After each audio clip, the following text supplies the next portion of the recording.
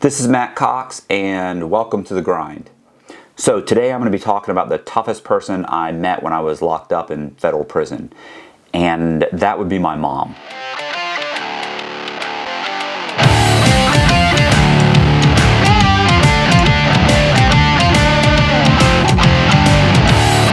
I know I said I didn't want to do prison stories, but this is a little bit different.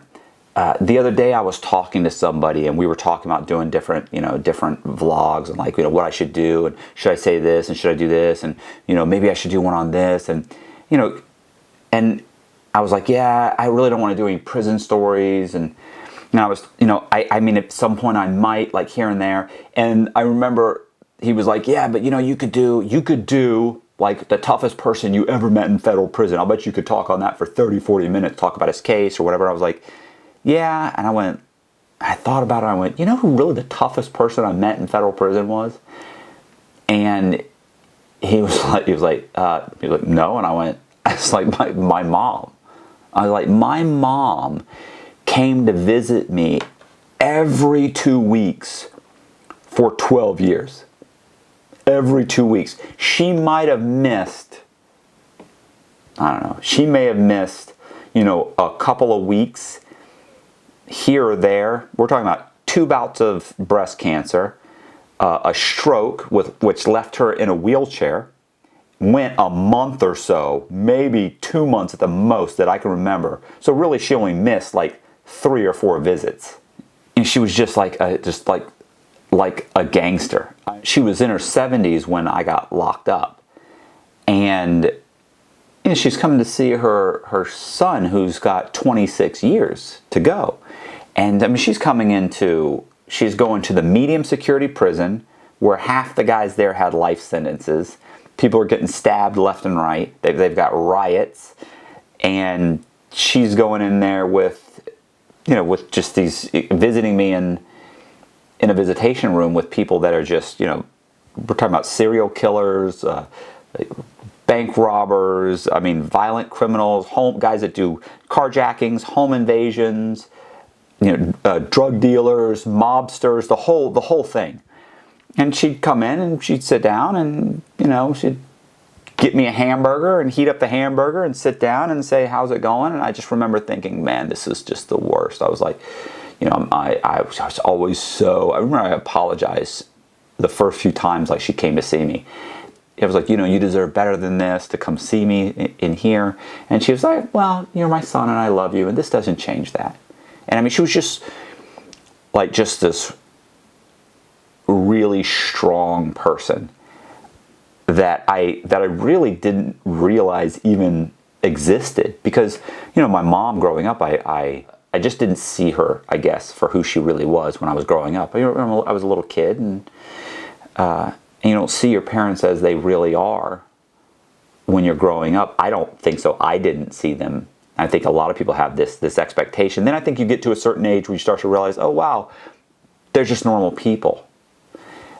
She always seemed to say the right thing and do the right thing, even under the worst of circumstances. She was always saying and doing the right thing, and God, I remember, and and she would come and she'd tell me about my my family, and she'd bring stuff up, and so I remember one time she said, oh, somebody in my family, like 2 people had moved in together and they weren't married. My mom's in her 70s, so she was raised in the Depression. So, and through World War II, I mean, she's got a vastly different point of view of things, and it's obviously a dated point of view. But remember, she said, oh, so and so, they moved in together and they're living together. And I went, and they're not married? She goes, no. And I said, oh, well, Mom, I said, I mean, they're living in sin. They're not going to go to heaven. And I was kind of laughed, and she goes, I remember she went, I don't really believe that. And I went, well, what? And she goes, I don't believe that. And I went, well, I said, you used to say that all the time. That, oh, well, if they want to go to heaven, I was raised like strict Catholic. And she goes, well, I think if you're a good person and you just live a good life, you'll go to heaven. And I was like, that, you never, when I mean, you never said that when I was growing up. And when we were growing up, you always like, if you want to go to heaven, you got to go to church, you got to do this, you got to do that. And she's like, yeah, I don't believe that anymore. I was just like, what the hell? You know how many midnight masses I went to, and I had to go through what's called CCD, and I had to get confirmed, and I went to church every Sunday, and it was just, oh.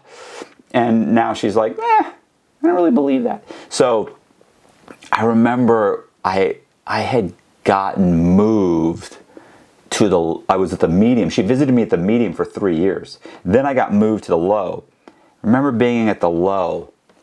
There was a guy that sold jewelry in prison. So, you know, you can order out of these books, like the Blick catalog, and you can get beads, or that's where you order. That's where the inmates order.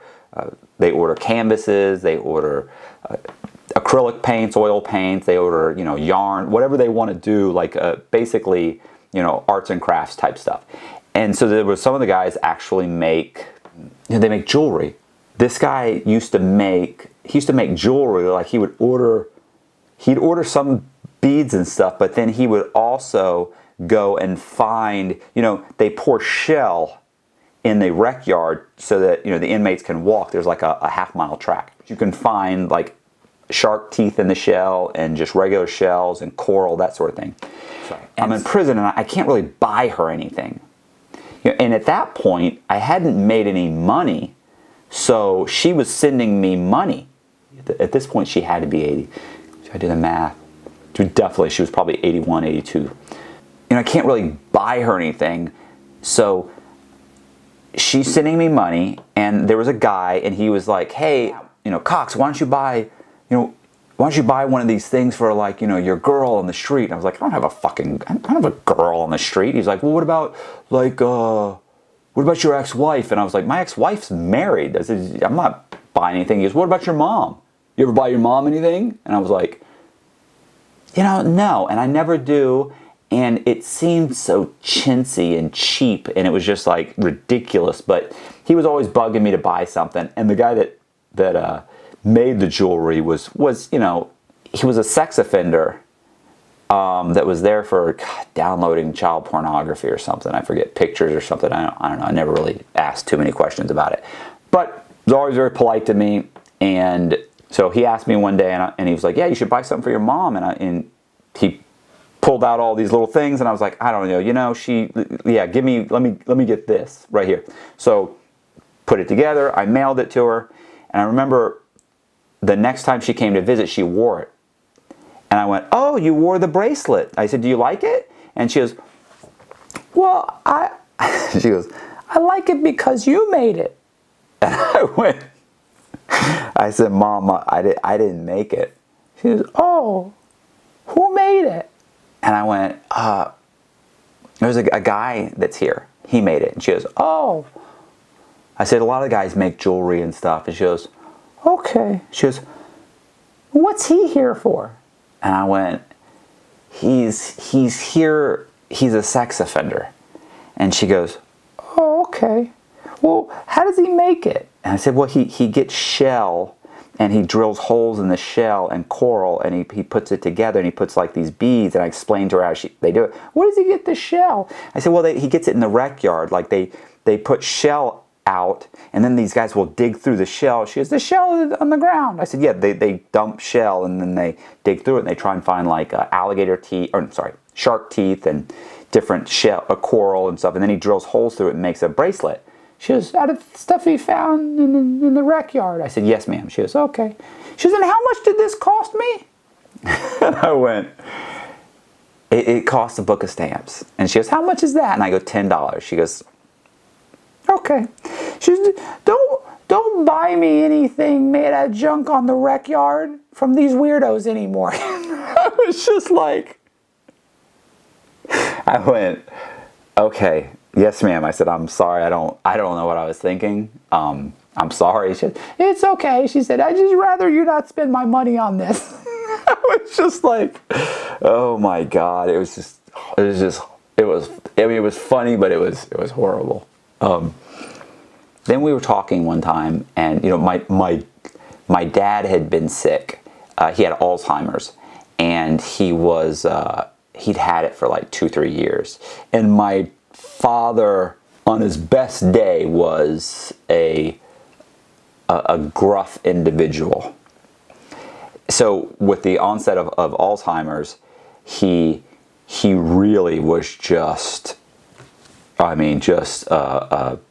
he was difficult to deal with. He was belligerent, he was yelling all the time, and she was his primary caregiver. She's the only one taking care of him.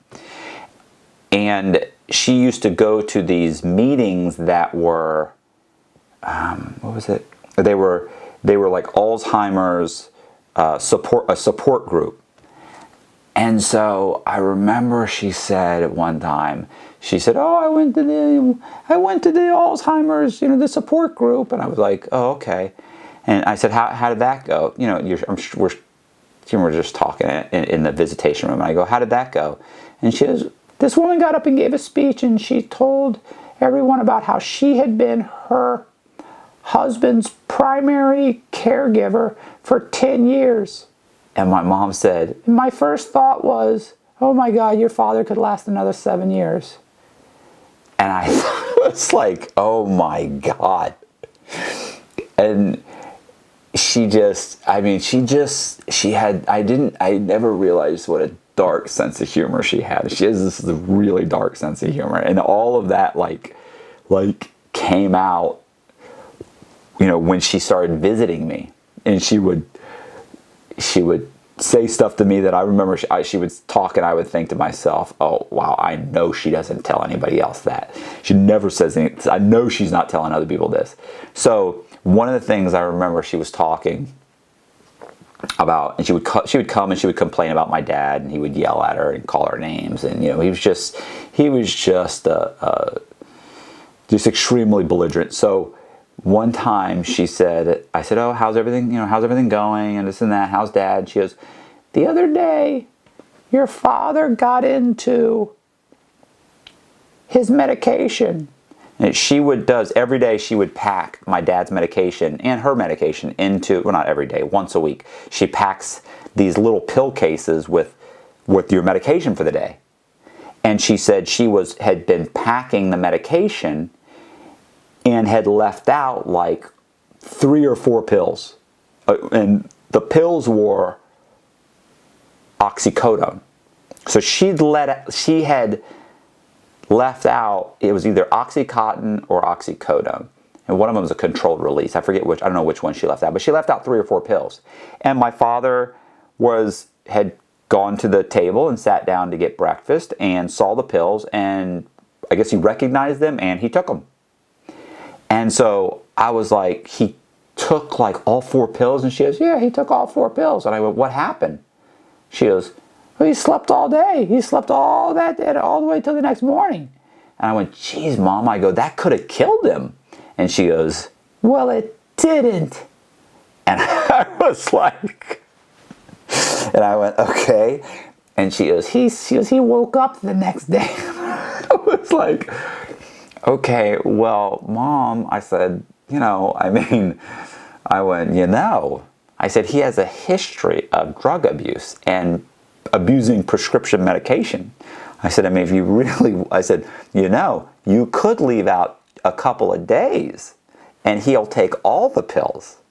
I said, "No way he's waking up from that." And she goes, "Nah, you're going to end up getting me in here with you." And I just remember laughing. And she was hilarious, man. When my dad finally passed, my ex-wife had called me and told me my father died. And then they had the funeral. And then my ex-wife, I called her after the funeral, and she had gone. And she said, "Look," because she had sent me an email and said, "Hey, I need you to call me." So I called her, and she goes, "Look, I'm worried about your mom." And I was like, "Well, why?" She goes, "She's never cried." I go, what do you mean? She goes, well, she never cries. She doesn't cry. And I'm like, well, I know, Kayla, she doesn't. She's not a crier. She doesn't cry. She's never cried. My mom used to have a joke, because my mom's Norwegian, and she used to say that there was once a Norwegian man that loved his wife so much, he almost told her. And so, you know, she was just a very unemotional person. So she was like, well, she's never cried. She goes, and your sister's worried, and I'm worried, and it's been a couple days, and the funeral's over, and she hasn't cried. And I was like, okay, well, I'm sure she'll cry when she cries. I mean, maybe she may never cry. So anyway, my mom came to see me a few days later, and she was telling me about the funeral, and so we were talking, and she goes, I said, she said, you know, Kayla's very worried about me. And I was like, well, why, Mom? She goes, well, because she keeps asking me if I've cried. And I haven't cried. She says, what do you think that means? And I went, well, I said, you know, Mom, you did a lot of crying when Dad was alive. And she goes, I think that's true. That's definitely, she goes, that's how I feel. And so we were talking, and she's like, I just don't feel like crying. And I was like, I understand, and that's fine, and there's nothing wrong with that. You know, if it happens, it happens. It'll happen when it happens. And she's like, well, Kayla keeps calling me. And I said, I understand. So she leaves, and like 2 weeks later, she comes back. And I remember she came and she sat down, and she said, Kayla called me the other day. Kayla's my ex-wife. Kayla called me a couple of nights ago. And she asked me, you know, if I cried.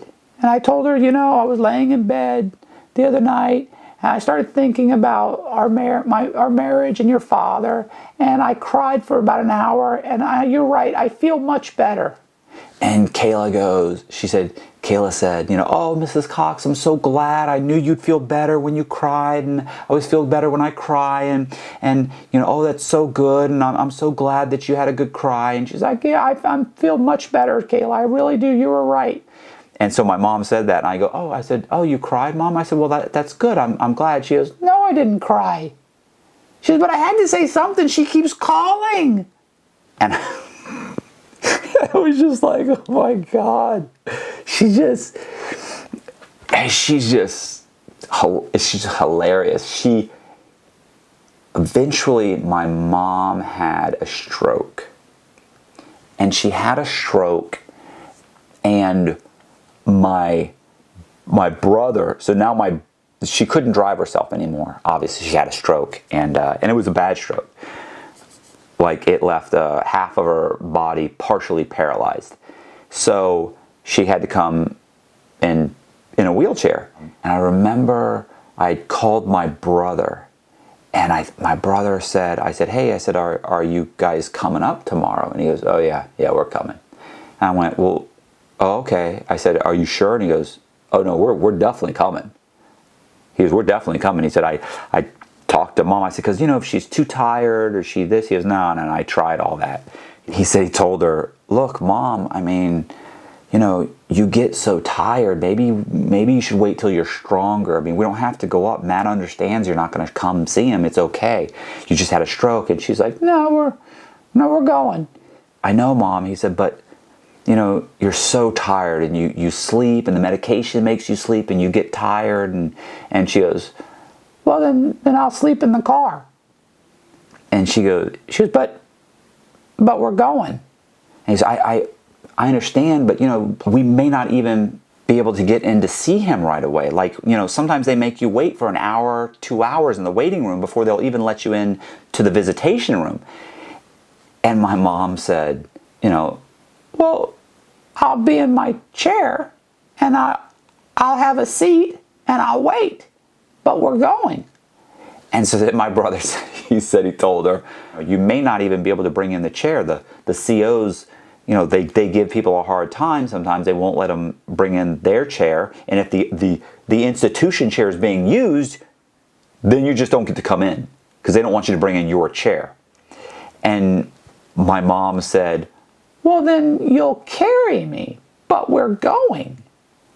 And he just went, he said, so, listen, bro. He said, so, he goes, trust me. He said, we're coming. She shows up the next day in her wheelchair and comes in, and yeah, she was just like a real trooper. Constantly coming to see me, emailing me, sending me newspaper articles. Yeah, she just kind of really ended up being this super, super tough individual, and came to see me for 12 years. She turned out to be this extremely amazing, strong individual that I didn't really even know existed. I think if I had to say who the toughest person I ever met in prison, it would definitely have to be my mother.